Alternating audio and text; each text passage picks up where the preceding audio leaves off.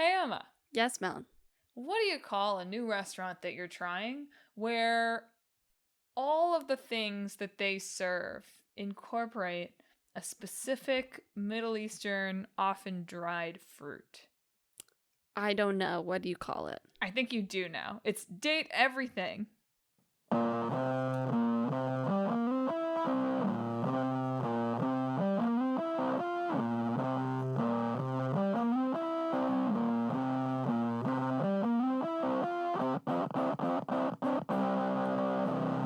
Hello and welcome to Talk This. It's dangerous to podcast alone. I'm your beep beep, it's my guy, host Madelyn.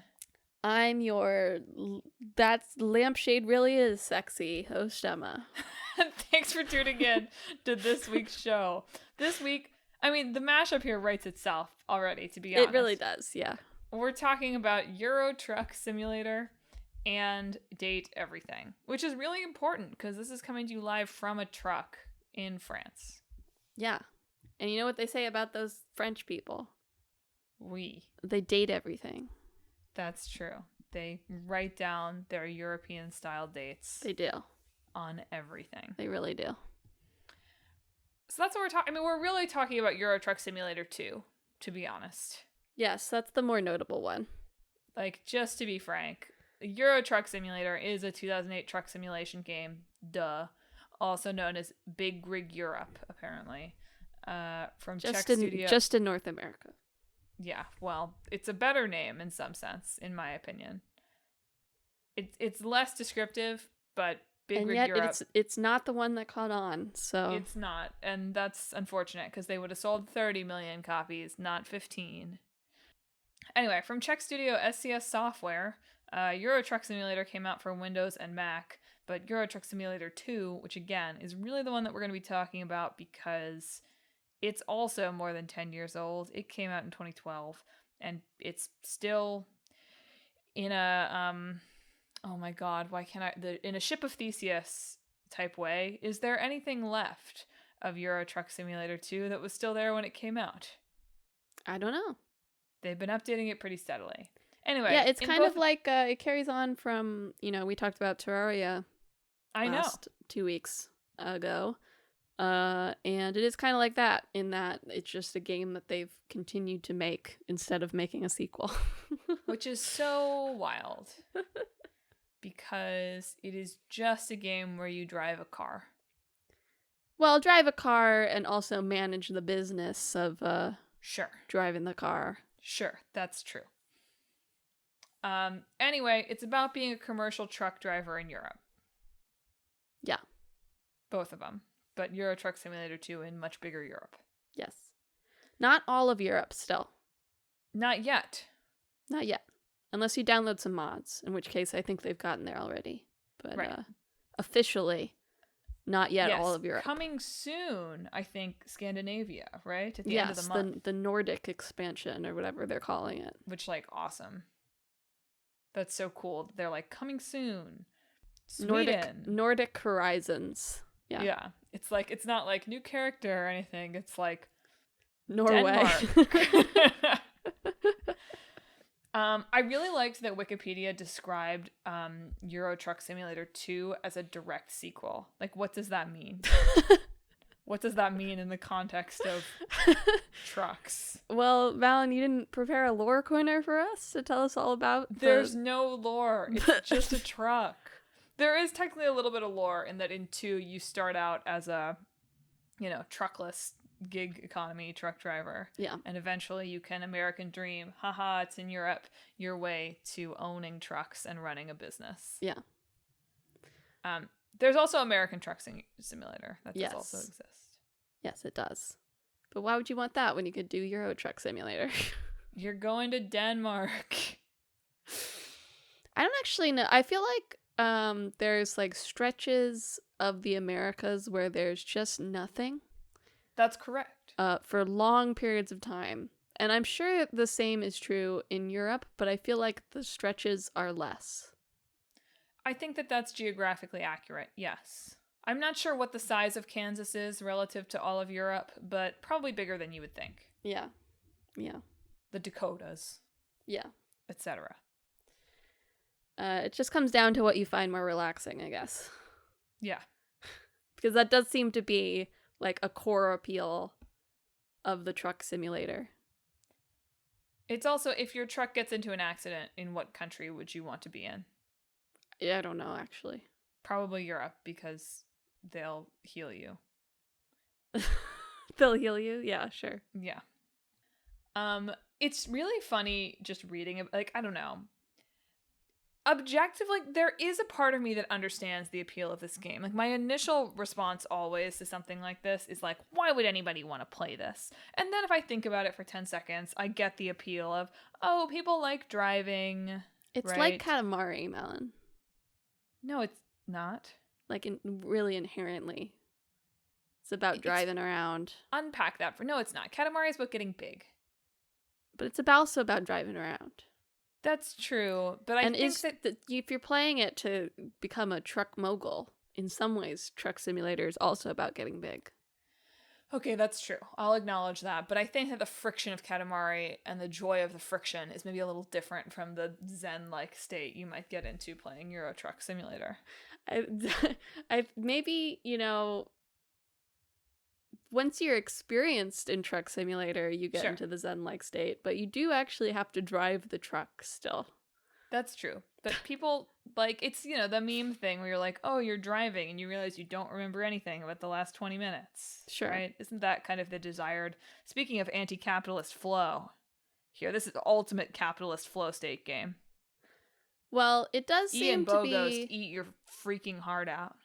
Yeah, we can talk about like this game as labor, I guess, or as a break from labor while doing Bogos, labor. by the way, his latest thing is we shouldn't use email anymore. At least per the one paragraph of the article that I read. And anyway, listen, sorry. You know what? Maybe he's right. He's probably right. It does seem like there are a wide variety of play styles in Euro Truck Simulator, from how the developers talk about it and like talk about catering to all the different types of players. Yes. But like, I've seen people talk about how like sort of zen-like it is, just driving. People do get really into like the building the business parts of it. And then of course there are plenty of comedy videos on YouTube of people driving very poorly. Yeah. So there's a wide variety here, I guess is what I'm saying. I did there was a video from BuzzFeed a couple years ago that was like actual trucker plays Euro Truck Simulator 2. And one, they somehow picked a trucker who was like also a drag queen, which I was like, not to stereotype, but this guy doesn't feel like the prototypical American trucker. He's the BuzzFeed trucker. Sure. But the comments were so angry because he was playing it with like mouse and keyboard. And they were like, how dare you not get this man a steering wheel? The only way to play Euro Truck Simulator. And building on, I guess not last week, 2 weeks ago, our Terraria, like, you've got to have the pickaxe extension. The steering wheel is like probably the one weird peripheral that for a certain subset of gamers is pretty much a non-negotiable in 2025. That's true. So I thought that was interesting. They apparently do get truck drivers, per a PC Gamer interview with Pavel. I believe when the S has this little thing over it, it's a shish sound. So Pavel Sheber of SCS. It was a PC Gamer article by Andy Kelly in 2019. And he did say that when they're around at expos and events and stuff, they do get people who drive trucks come up to them and say, yeah, I love to play Euro Truck Simulator to relax after I'm done doing my trucking job. I mean, pilots like flight simulators too, I know, right? yeah. So if I could play a theater simulator, I would probably dig it. I think that like one example, they said that they practiced in the game so that they could pass their maneuvering test. Oh, cool. Which is very funny. Yeah. But cool, yeah. And they also just talk about like, oh yeah, for truck manufacturers, like they're not like there's sort of like they like it that we make it look like a cool adventure. Yeah. I can't emphasize enough that this is an extremely popular game. Yes. Like, still regularly charting quite high on Steam for active players. It's sold 15 million copies. They're just now releasing a PS5 and Xbox Series XS version. It's, like, very, very popular. It goes on sale a lot. Sure. Which I'm sure helps. And also, they can afford to put the base game on sale a lot because they are adding DLCs regularly. Some free, some paid. They're adding buses soon too, which I really liked this comment on. I took a screenshot of it. I recognize the font of the comments, but I don't remember what. Maybe this is I think it's Eurogamer. Maybe this comment goes about the addition of buses from Half Believer. This is so strange. I never imagined an addition of buses to a truck game is something I would ever be excited for, yet here we are. I'm so happy they are expanding their games like this. Trucks or whatever. It's the feeling of the journey that makes these games great, I think. I did also read like a rock, paper, shotgun, just news piece on the addition of buses. And they were saying that in the development blog, which they do keep a development blog for this, 12 years ago, they were like, we're thinking about buses. Yeah. They went and did like a research trip on buses. 12 years ago, but never actually added it until now. But here they come, buses. Yeah, they really are constantly updating this game, and it's, last week on our 6-week side quest, I was like, and I think Emma concurred with this, editing the ending of Hades 2 via a patch or whatever, that kind of sucks, and it's the kind of thing that, whatever. It's the kind of thing that you don't really see happen. But of course, in a game like Euro Truck Simulator, they're all the time being like, hey, we redid Germany. Yeah. Which is, in essence, the same thing. Right? Ultimately, is kind of a kind. You're not wrong, yeah. I know I'm not. In that same PC Gamer article, they did ask, why haven't you done Euro Truck Simulator 3, right? Yeah. Why have you just stuck with 2?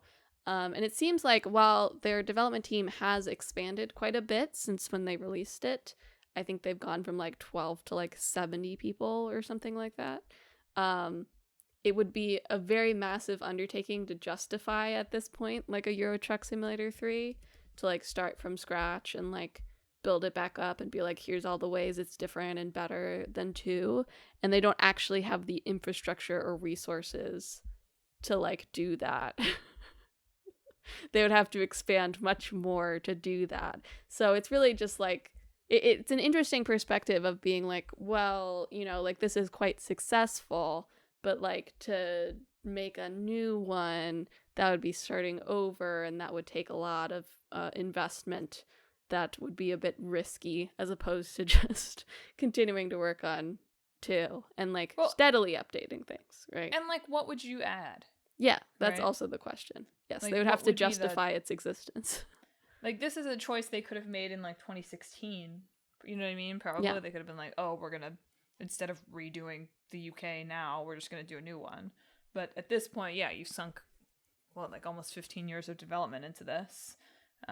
Lots of the game is Euro Truck Simulator 3. Yeah. And how on earth would you get people to upgrade at this point? Yeah. You wouldn't. Or maybe you would. Who knows? There's all sorts of funny little anecdotes about Euro Truck Simulator, right? Did you see the COVID trucks thing? No, it did not. So when COVID vaccines came out, they added a mission that was a truck delivering COVID vaccines. Basically with basically with the goal of being hey, who's really important in this? The truckers who are delivering the vaccines. They are doing something really important here, and we want to draw attention to that. But they sort of accidentally, seemingly, released a press release where they were we take no stance on vaccines. And later they were actually, what we meant to say was whether you're for or against these, which is still not good. Yeah. These truckers have to work hard, and we wanted to shine a spotlight on it. Yeah. But they accidentally, and seemingly they were we were in our company chat and the press release came out and we were like, who did that? We didn't mean to even do that at all. Anyway, so yeah, they like accidentally sent out a badly translated release where they were like, vaccines, we don't know.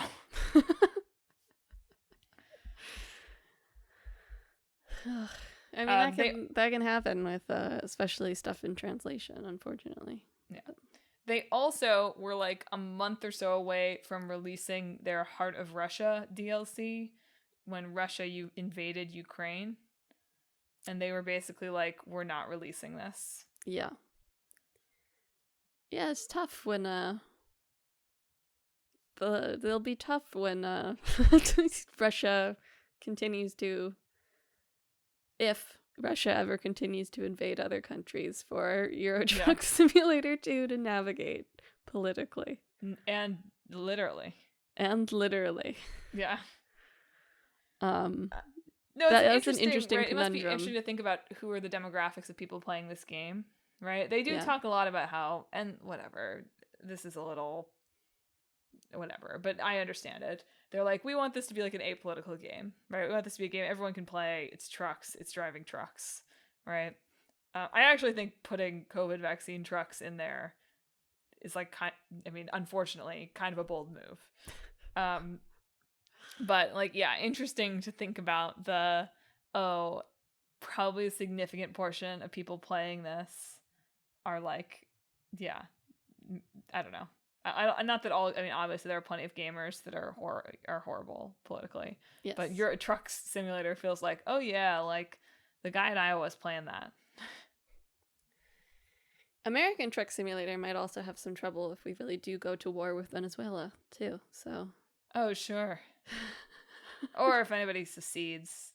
Or if California decides the whole to American leave. Experiment just collapses. That would be hard for trucks. That would just be Death Stranding. We've already done that. Yeah. Yeah, that would be tough. They'd have to really pivot on that one. Yeah. I also watched a video from Linus Tech Tips where he got fitted out with like a $10,000 Euro Truck Simulator rig. So he had like all this, fancy like truck wheel pedals. He had 3 big monitors, so it was like the truck view. Kind of crazy. They should have given him like a rear view mirror monitors. Yeah. That'd be cool.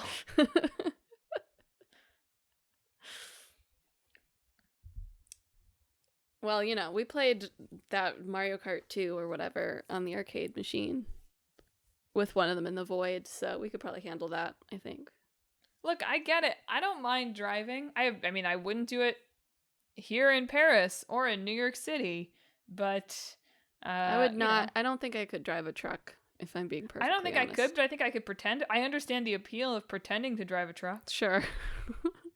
Like, if there was no actual consequence to me. In this video, too, he like spends like 12 minutes trying to park the truck at some point. Yeah, that's what I'd be worried about, I think. Yeah. That's the part that would be most stressful, I think, about driving the truck. Like, everyone around him is like, have you driven before? He's like, yes, of course I have. But yeah, like an interesting subset of gaming, right? To be like, oh yeah, I guess there's a massive market for that. Yeah. Every time there's a simulator game, I'm always like, sure. Yeah, I guess that's a staple of the market. Yeah. We do like to work, right? Again, to Bogost it, this game is ultimate take on like getting into that flow of a work grind. Yeah. Like, it's so funny that you say, oh, the truck companies love it because it makes the job look fun. Yeah. It is interesting to think of these things as like recruitment. Someone needs to make a really good air traffic controller simulator is what I'm... You could do it. I think an air traffic controller simulator game would be fun. Have you heard, Madelyn? They're really looking for recruits right now. I know. If it sounds fun to you, may I introduce you to the academy? I'm just saying, I think air traffic controller simulator would be a fun game. Like, it would appeal to a certain kind of person. Yeah. I don't think air traffic controllers would play it on their 1 day a week off. And if we had government funding for the arts, maybe we would solve all of our problems. We could make propaganda for air traffic controllers. Games. Yeah. That would be great. Instead, we have trucks. Against the wishes of socialist trucks. Against the wishes of SCS, I've made this quite political, I think. Whoops. I hadn't really thought about it before, but yes, all these games with like big maps that are based on real life kind of inherently have to deal with geopolitics in a way I hadn't really ever thought about before. Right? But, yeah. And I can't emphasize enough for listeners, like, this is big. This is not crazy taxi truck delivery, right? This is like you're driving for 90 minutes on a job, which granted is not the size of Europe, but still is like very big. I feel like the Wikipedia page said the scale but didn't actually provide a real source for it. I saw the 19-to-1 scale, but yes. I also didn't see a source for it. That's what it says on Wikipedia, but I did not I did not find an actual. It doesn't have a source attributed to it on the Wikipedia, but that sounds right. I don't know. Wikipedia also told me you can stream European internet radio through the game. They do mention the radio. You can at least definitely use the radio. Like, that's cool. Big Burnout 3 energy. Yeah. Well, I mean, that's an inherent part of being a trucker, I feel like. Yeah. It's knowing your radio stations. Anyway, reading about this game almost made me want to play it. Like, I almost tricked my brain into wanting to do it. It is very rarely on very cheap sale. So if you ever really did feel the hankering, you could probably put down like $3 and give it a try if you really wanted to. The BuzzFeed YouTube comments convinced me that I would need to buy a steering wheel controller. I don't think you have to buy a steering wheel controller. No, but in thinking about what playing this game would feel like, I do think that I would need to buy a steering wheel controller. You know what I mean? Like, doing it with buttons doesn't feel like I don't want to hold the X button for the gas for 90 minutes. What are your thoughts on using the steering wheel controller for Katamari? It's an interesting idea. We just talked last week about the the different control schemes, and I was just curious where the steering wheel method fit into your opinion there. Like, if you had the gas and the brakes and like hitting the honker, that's what it's called. The horn. Yeah, the honker. Oh, it's been a long time since I've driven. Hitting the honker does the little flip. I very rarely hit the honker, so I get it. I don't think about it much either. How many people for Euro Truck Simulator have the little like pull down horn like rig attachment? I think that's the most important part. Probably. Yeah. I think if you had a steering wheel, like, it wouldn't be good if you had a steering wheel controller that didn't have any it would have to be haptic. I don't know. Is a steering wheel haptic? That's not what I mean. I like I want the adaptive trigger, but for the wheel. Oh, okay. Like, the wheel sometimes got to have some weight behind it. Sometimes it inexplicably locks. Correct. Right. Yeah. Sometimes you try to do the little speed thing with the two things and you turn around by mistake. I don't know how you do that on the wheel, but something. Sure. I would be open to it, but I'd, still be inferior. I was just thinking, if you do get the steering wheel peripheral, what games could you play it with? I'm not sure about Clair Obscur. Might be hard. You press the gas for a parry, you press the brake for a dodge. Sure. That part would be okay.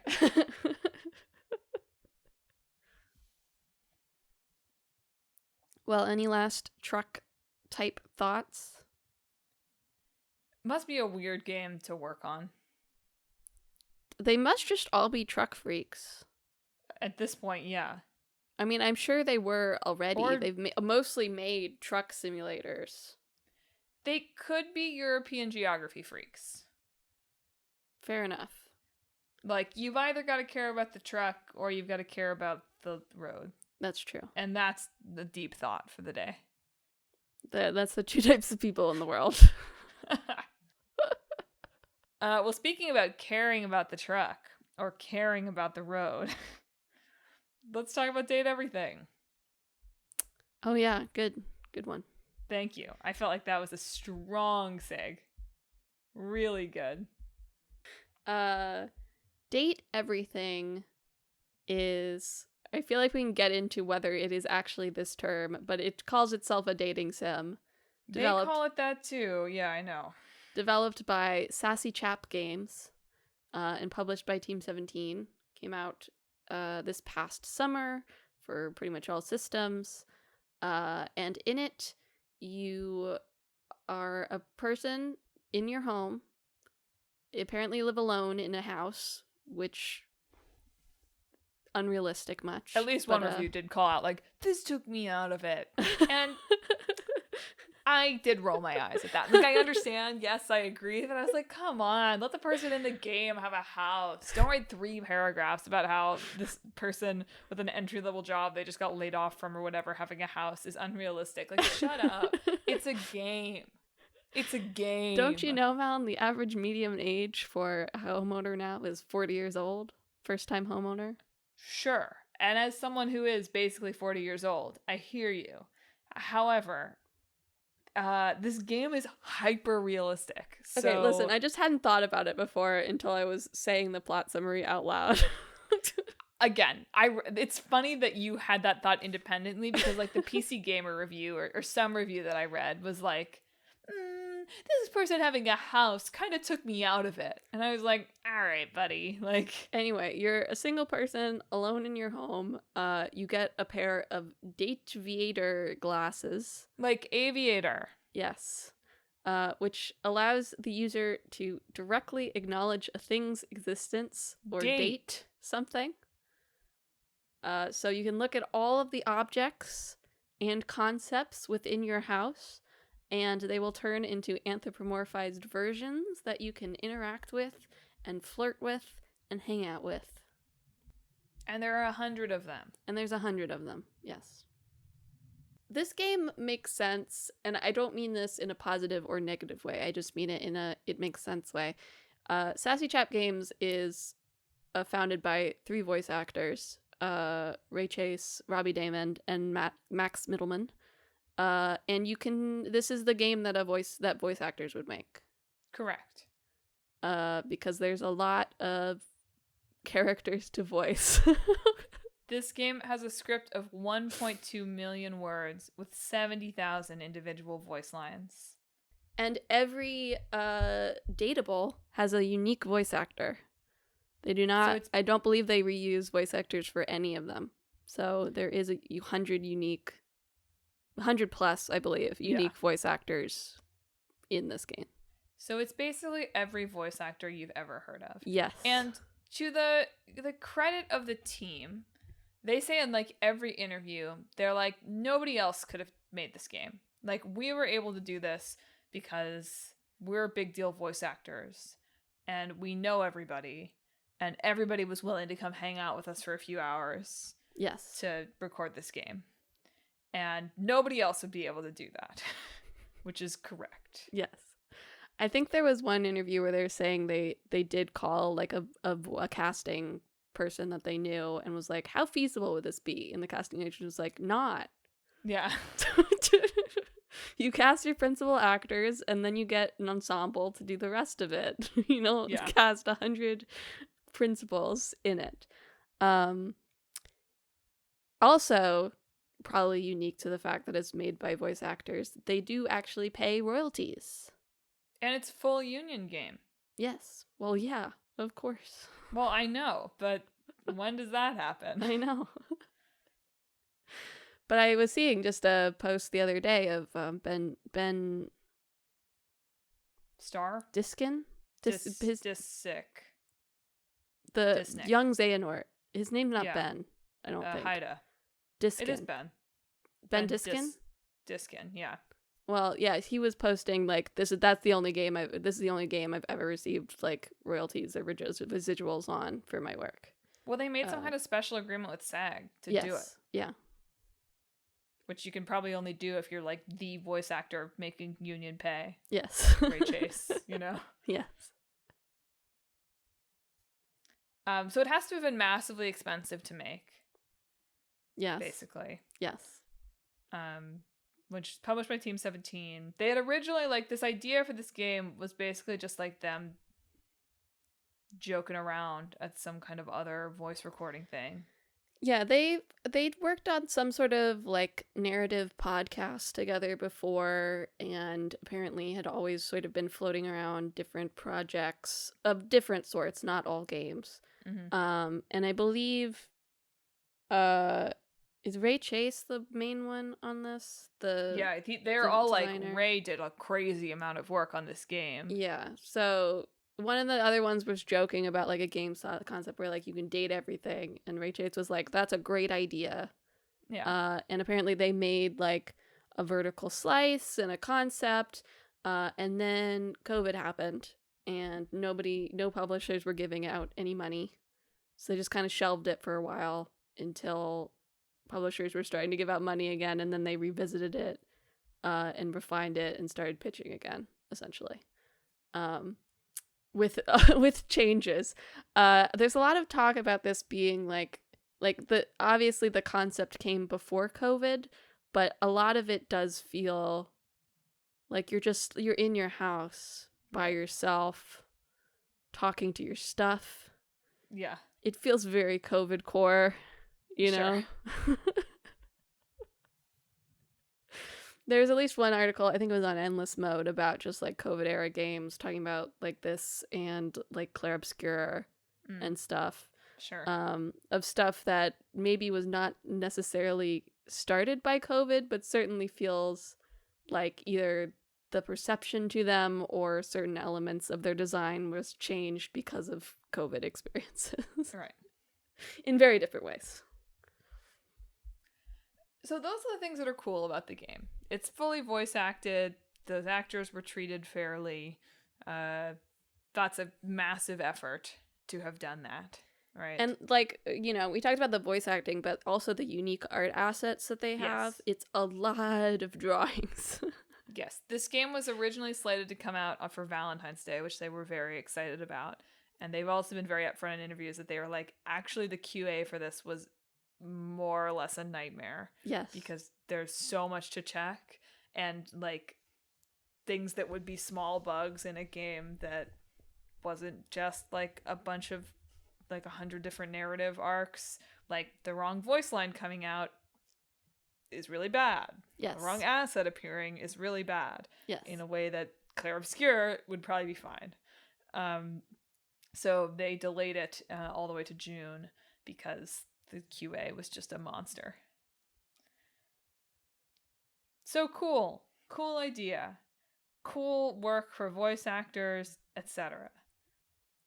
Now, unfortunately, it's hard because it's not this game's fault exactly. Like, they seem to have a healthy respect for visual novels and dating sims and how they talk about stuff. And in interviews, they've talked about there was one interview, I think this is the Nintendo Life one, maybe, where Ray Chase says, you know, in Western dating sims, there's this sense of cheekiness and parody, and we didn't want to lean into that. Like, we want it to be genuine.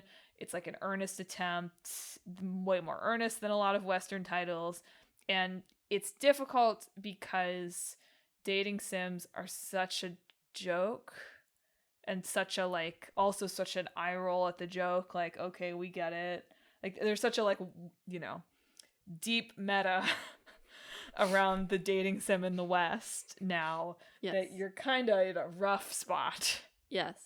I think it's just we use the term dating sim wrong. Sure. In the West because we don't get actual dating sims here. Yeah.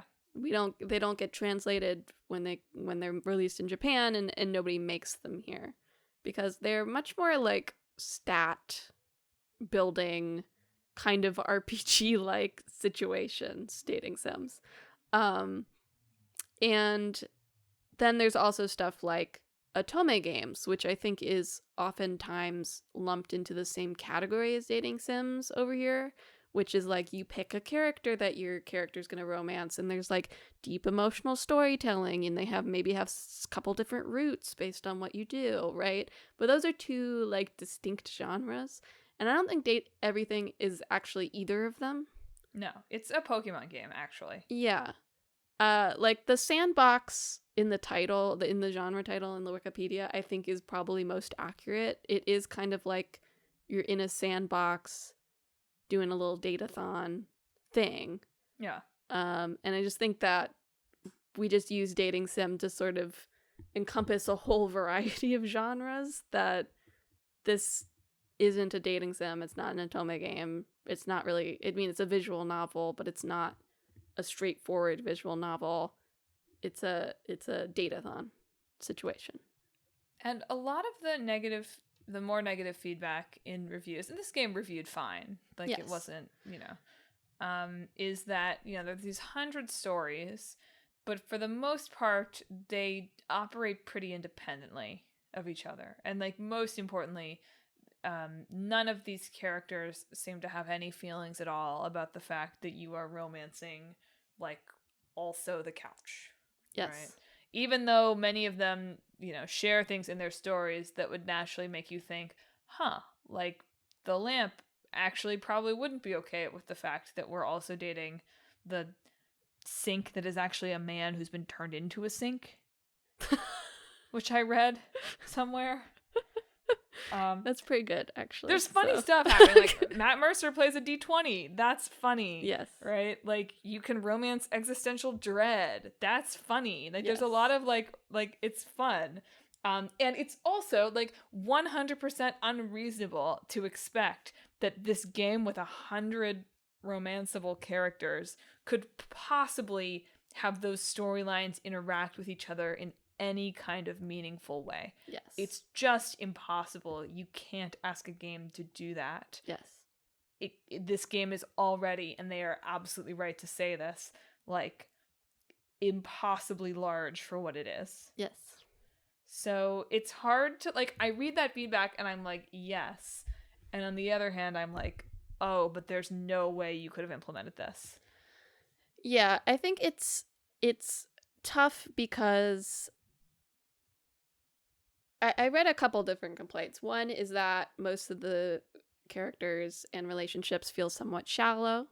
Sure. Which, yeah, you're putting in 100 different, like, romances, quote unquote, in there. Yeah.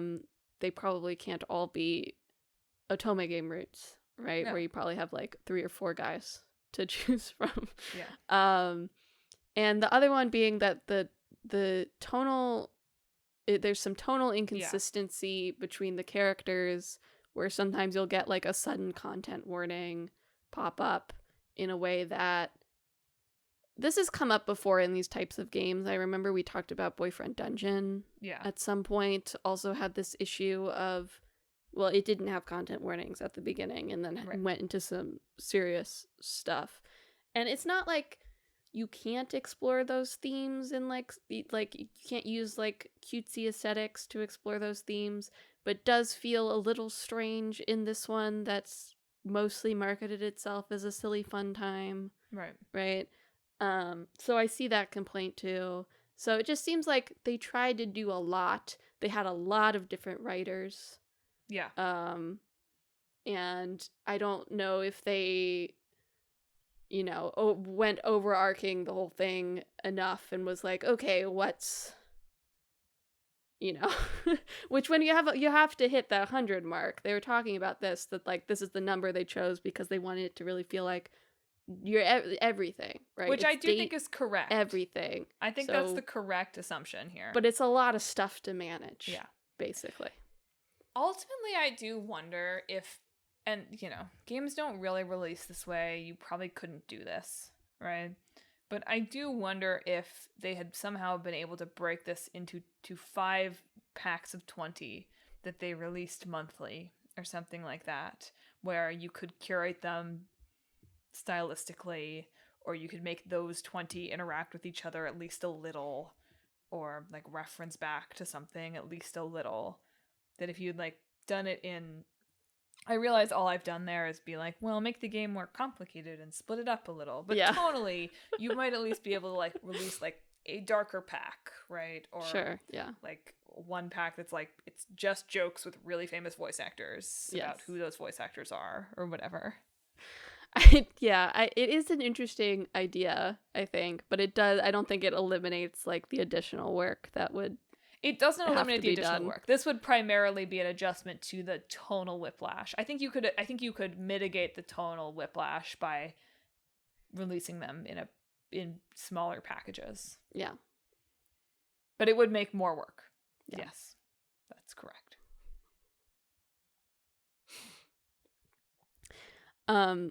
Just because of the 100 mark, I can't help but think about this in relation to like, I played all of the 100 line this year.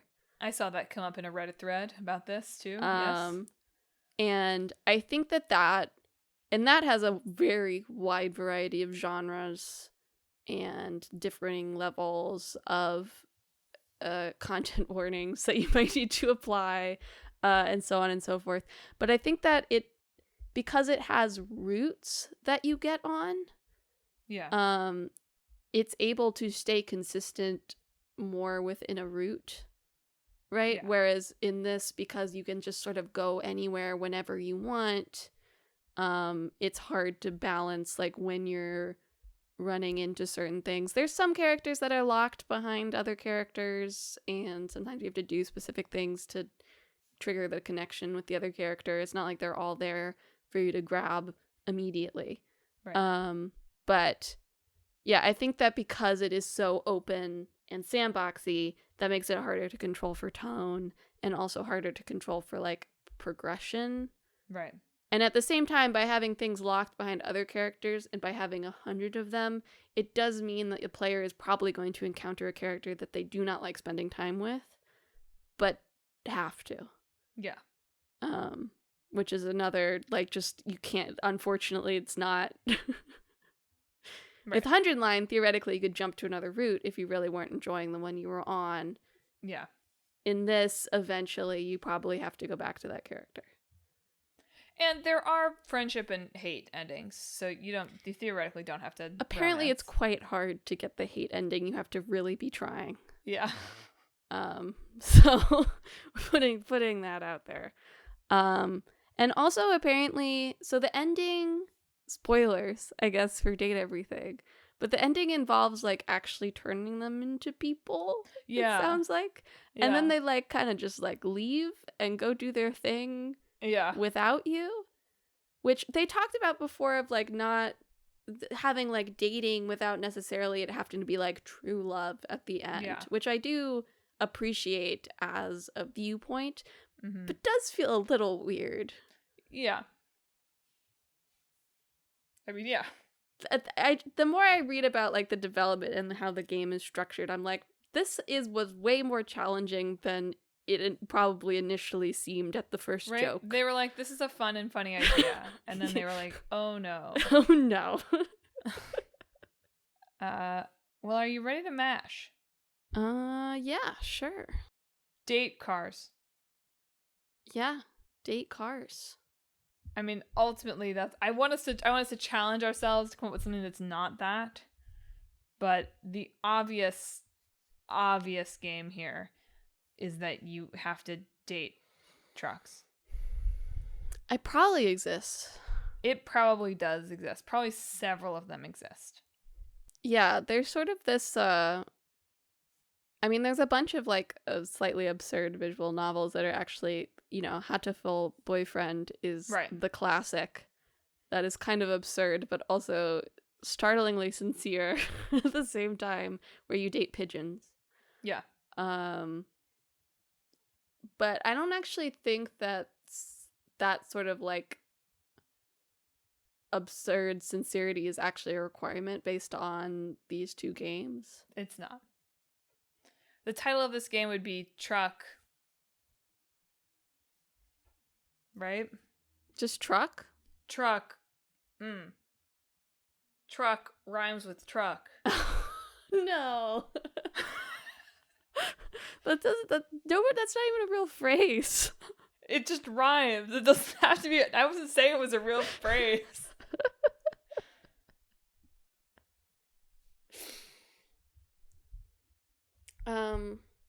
Okay. Maybe it's like you're trying to find the perfect car. Okay. For you. Yeah. And so okay, either it's like you're at like a dealership or someplace where they have lots of cars and you're going on like lots of different test drives and like they're sort of structured like dates instead. Yeah. Where the car is like anthropomorphized and you're talking about date stuff, but it's like euphemistically about driving too. Sure. Or like you could make it more like a serious narrative where like you're progressing through life and you get different cars as you go and like the cars are more representative of like where you are in your life. We have a phase where it's like it's your first car. Yeah. Right? You tried a bunch of cars and the right one is really your mom's old car, right? No, sorry, not in a dating way. Sorry, I don't mean I don't mean this to be romantic. I meant this to be like, oh, like the car you really should have at this phase is like an old one that it's not gonna matter if you beat up. Right? Yeah, we might have to excise any sort of dating metaphor from that if we go. Yes. More of like a, like spiritual connection thing. Sure. But then you have the like, mid-30s car where it's like, oh, like you have a great conversation with the sports car and like you really want it, but actually what you need to get is the minivan. Right? This game is very problematic, Melon. Well, it's not a self-insert game, okay? There's a protagonist here. Okay. I mean, I don't know. Yeah, I don't know how it would work with like is there a choice-based element to it, right? Yeah. Like you could do that. That could be the nod to the dating sim is that they're routes, right? So like if you buy the sports car as a 16-year-old, like that takes you to a different route, right? Yeah. Or if you get the midlife crisis car, that takes you to a different route. That could be interesting, actually. Unfortunately, like American car culture is like dying, right? So yeah. So we said it in Europe. Yeah, sure. It's like, oh, you died on the Autobahn. That's what happened to you. No, there's something to like the Otome game, but it's about your cars. And the last one is like you have to decide, to give up your car, right? Like it's the right time to put the keys away. And if you don't, your character dies gruesomely. And then they play like the Toy Story 4 incinerator scene. Toy Story 3? Which one is that in? I think 3. I don't think I've seen 4. Toy Story 3 incinerator scene, but with your car. Yeah. But it's like it's being like crushed. Crushed, yeah.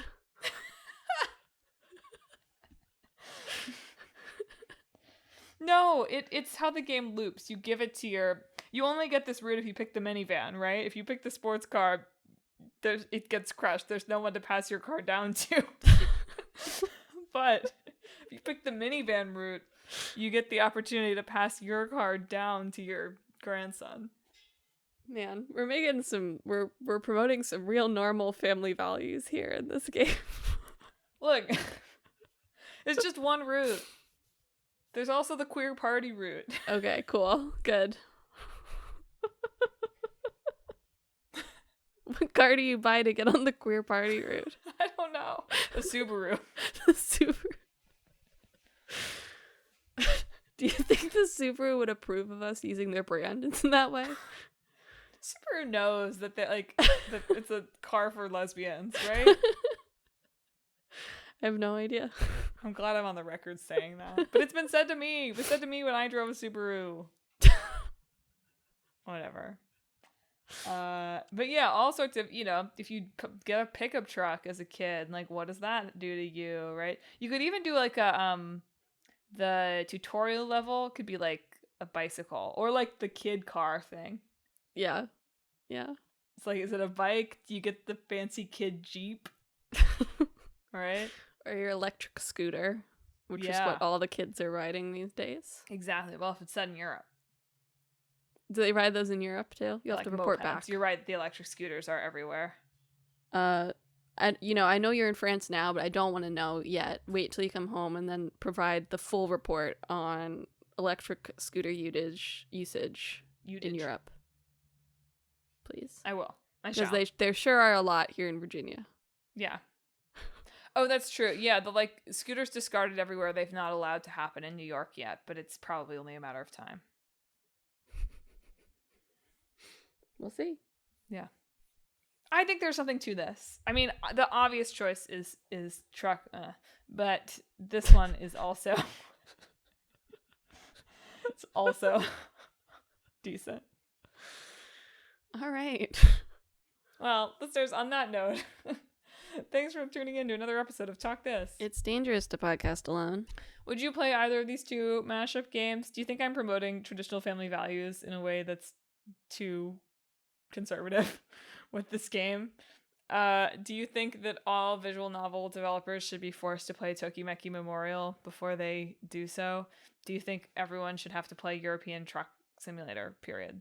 If you have thoughts about this or anything else we talked about this week, hit us up on social media. We're on Facebook, Instagram, YouTube, and Blue Sky at Talk This Podcast. You can also visit our website, www.talkthispodcast.com, where you can read all about the show, check out the games in the hat Emma's about to pull from, and read our blog. But most importantly, if you enjoy the show, you ought to subscribe. We're on Apple Podcasts, YouTube Podcasts, TuneIn, Spotify, Pandora Podcasts, online and on the app, Overcast, Pocket Casts, wherever you can find podcasts. Subscribe to Talk This so you never miss an episode on Sundays at noon or Sundays at 6 p.m. if you're in Paris, France.